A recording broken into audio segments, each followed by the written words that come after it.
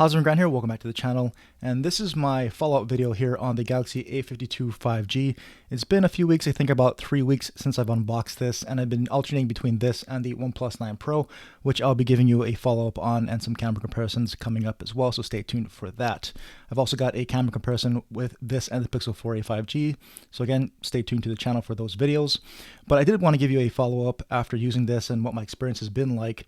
And let's go ahead and start off with just the hardware and the build quality here. So this is an all plastic build, and you're not going to mistake it for anything else but plastic. It is a nice smooth matte back here, but there is definitely no mistaking this thing for plastic.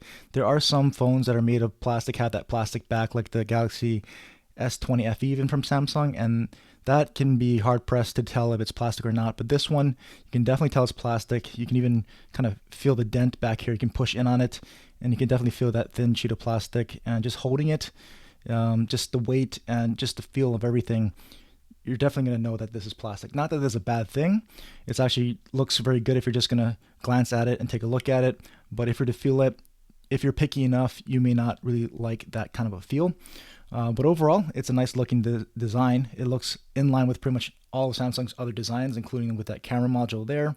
And the back does pick up fingerprints, even though it's a matte back, you can see there.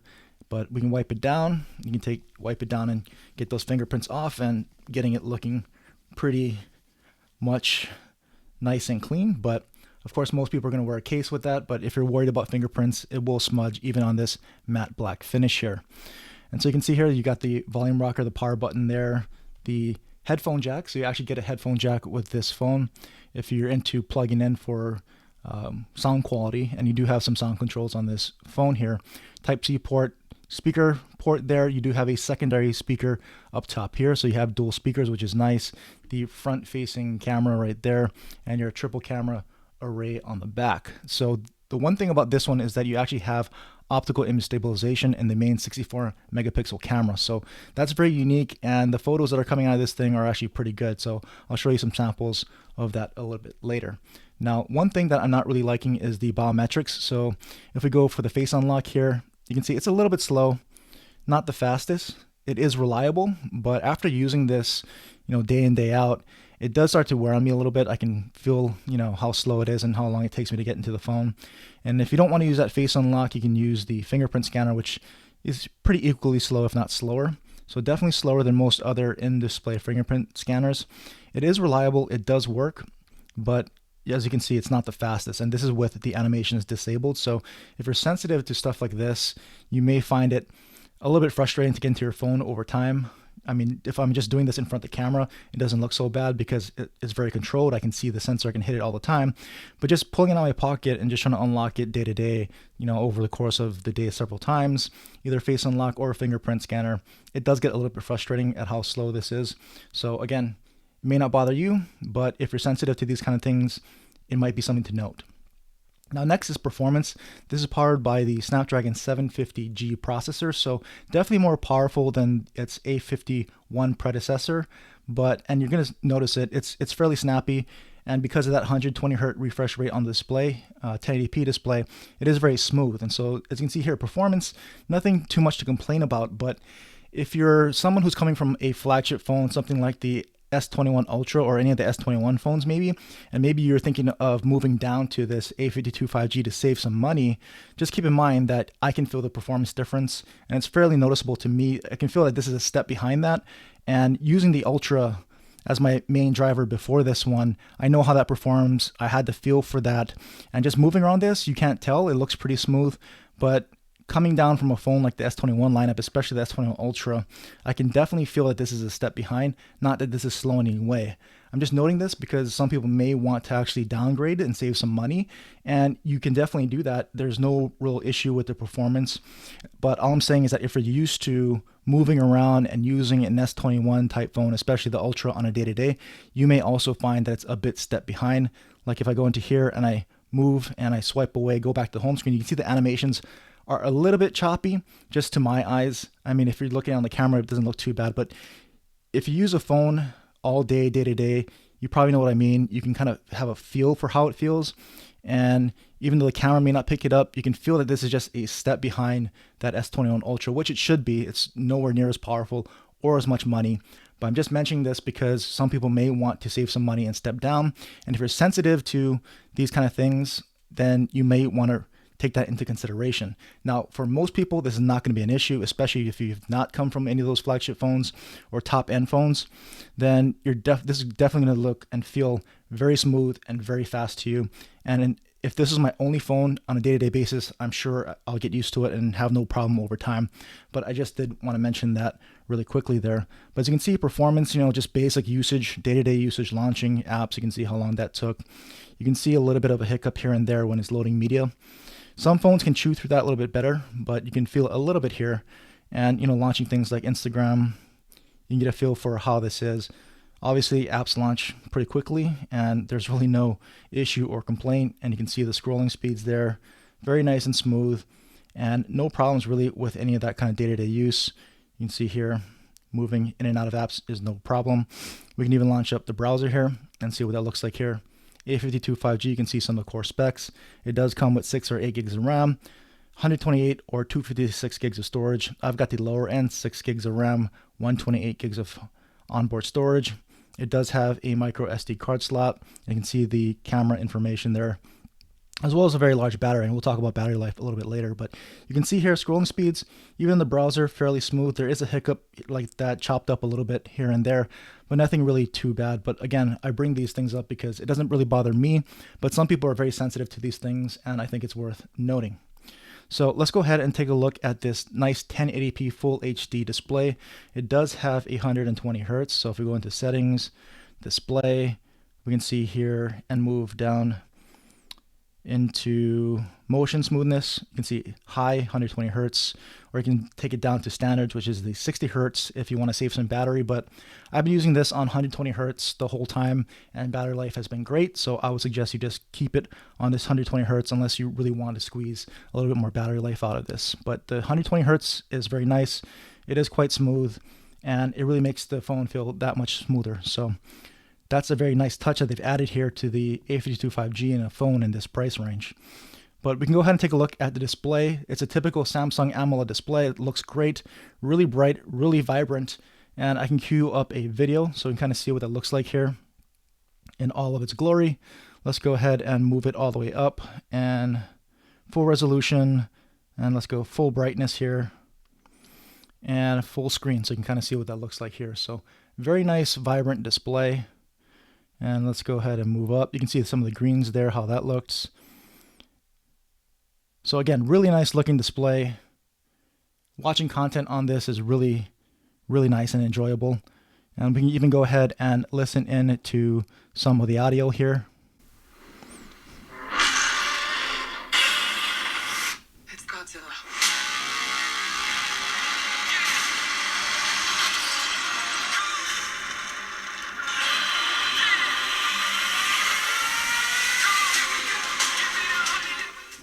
So again, really nice looking display, really nice sounding stereo speakers, main speaker on the bottom and one up at the top.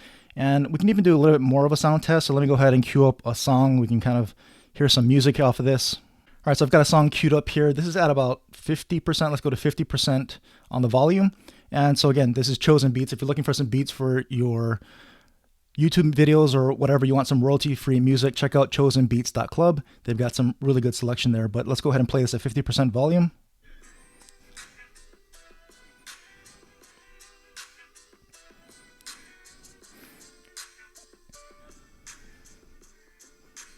And we can bump it up to, let's go 100%, all the way up. So even covering up the bottom speaker, you can still clearly hear that coming out of the top speaker. It's actually a pretty decently loud top speaker.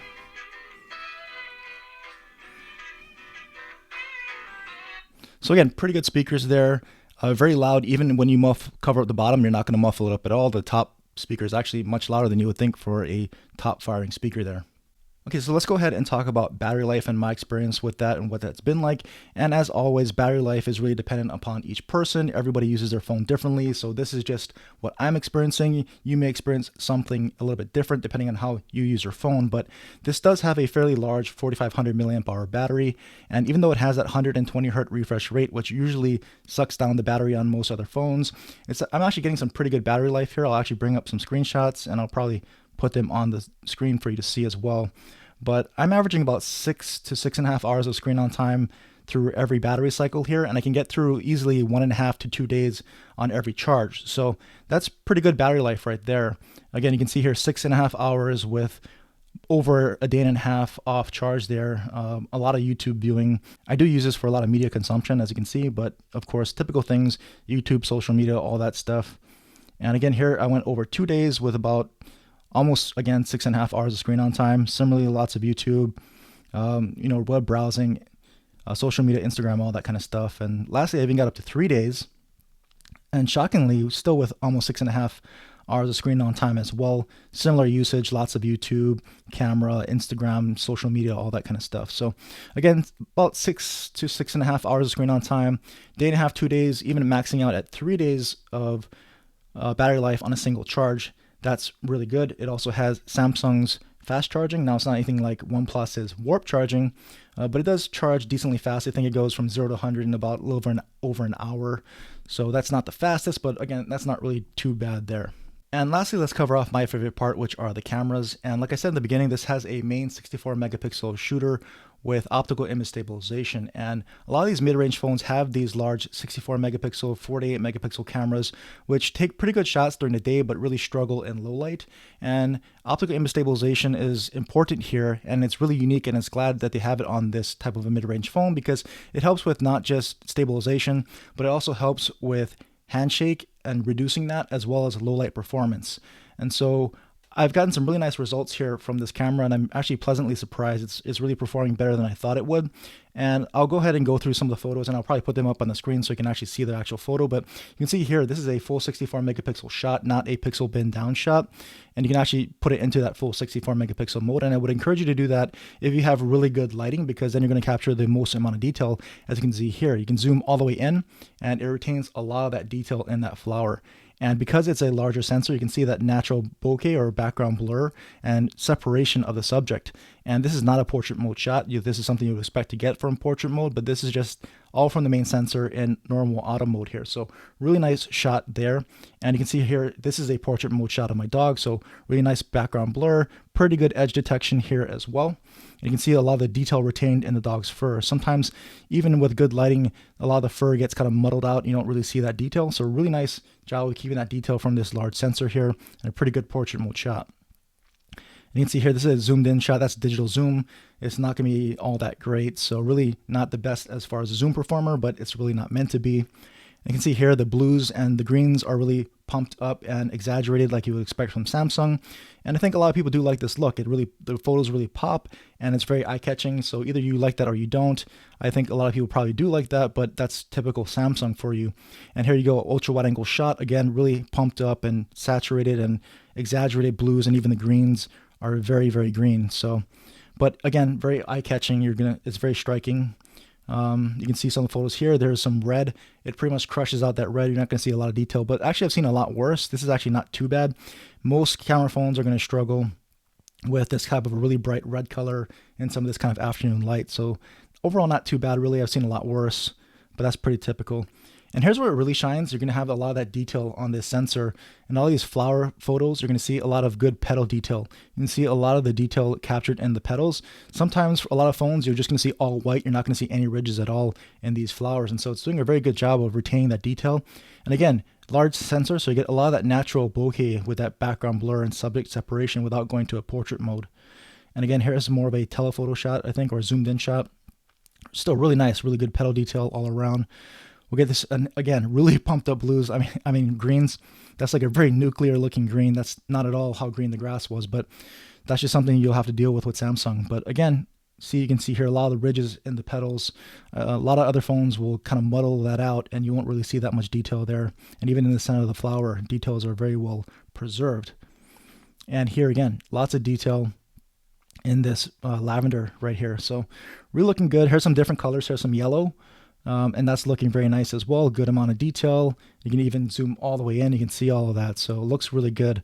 And here's some other colors like orange. Still very nice edge detection. This is, again, not portrait mode. A lot of good detail. A lot of very good looking photos that are coming out of this. And we can move over into some other photos here. Selfie cameras, front-facing camera, actually not bad. This is with a lot of the sun directly on me. So again, this is a normal shot, and then you got portrait mode, which isn't too bad for a front-facing camera there in some afternoon sunlight. Again, same thing here. It'll detect a mask, so this is without portrait mode, and portrait mode will still detect my face even with my mask on, so not a lot of phones will do that, especially in this price category, so that's pretty good. And you can see here, a lot of detail really preserved here in this flower if you zoom all the way in. So even in the petals here, I mean, it's a really good looking photo. More selfie shots here. You can see here, very good, pretty decent edge detection. Looks pretty good in the shade, very well balanced. Here's another portrait shot of an object, so it can take portrait shots of non-human subjects, which not all phones do, iPhone, you know, so you're getting pretty good photos here and pretty good camera performance at a much lower price than these $1,000 plus phones here. And we can go into more of some low light shots. Actually, if you want to look at some dynamic range, I know those are some bad words to people, but really high dynamic range is important because it really contributes to really striking looking photos. I mean, in this photo, there's a lot of shadows in this green. So a lot of this green is very dark, but the HDR will kind of lift the shadows and kind of just boost up everything and make it look really nice and striking. So it even balances out that really bright sunlight that's peeking through. So it's doing a very good job with its HDR processing. And here's some low light photos. This is an ultra wide angle camera. You can see actually looking pretty good. A lot of ultra wide angle cameras don't perform too well at night. This isn't looking too bad, and this is with night mode. So some pretty good looking photos. You can see a lot of detail here in the roadway here. Sometimes that looks really smoothed out on phones. So still capturing a good amount of detail and handling these lights pretty well. It's not flaring them out like some other phones may. So here's what night mode looks like. Front-facing camera actually doesn't look too bad even in low light. You can see here, not too bad all things considered. Most front-facing phone cameras are going to look pretty poor in these low light situations. So this isn't doing too bad. There's night mode. You can see some other photos, and even here, right, low light photo with my dog. This is pretty dark, and it's even preserving a good amount of detail in the fur, even in low light. Especially in low light, this would get totally washed out most of the time. You wouldn't see this kind of detail. And this is the night mode feature here. So this is looking actually really, really nice here, and even takes portrait mode in low light. So this is not too bad performance here for a low light portrait mode for a smartphone camera. And I'll throw up some more photos and you can kind of see that all. But overall, pretty impressed even in low light here. You can see here it's retaining a lot of the light. So it's really exposing this building light very well. I mean, it looks even darker than this, and usually all you can see is those kind of lit up top of there. And a lot of times most phones will kind of blow out that light. It would look very muddled. You won't see any detail in that area there. So it looks really good, not really blown out. The exposure is actually pretty even. So very good performance here, I think, for a mid-range phone, although it's not really that cheap. I mean, it's like $500, but still, overall, pretty good performance. And if you put this up against even the S21 photos, even the S21 Ultra, I'm pretty sure it could get pretty close. And only if you look at them back to back, you're going to really be able to tell a lot of difference. This is not just usable, this is very good camera performance at probably half the price of some of those higher end phones. So there you go. That's my 3-week or so follow-up on the Galaxy A52 5G. I'll be doing a review on this at some point in the future. I want to use it some more over time and really give it the attention that it deserves for a full review, since I have been splitting my time between this and the OnePlus 9 Pro. But if I've not covered anything in this video or in my unboxings or in any of the camera comparisons that you want to see, let me know in the comments and I'll try to answer your questions. Other than that, thanks for watching.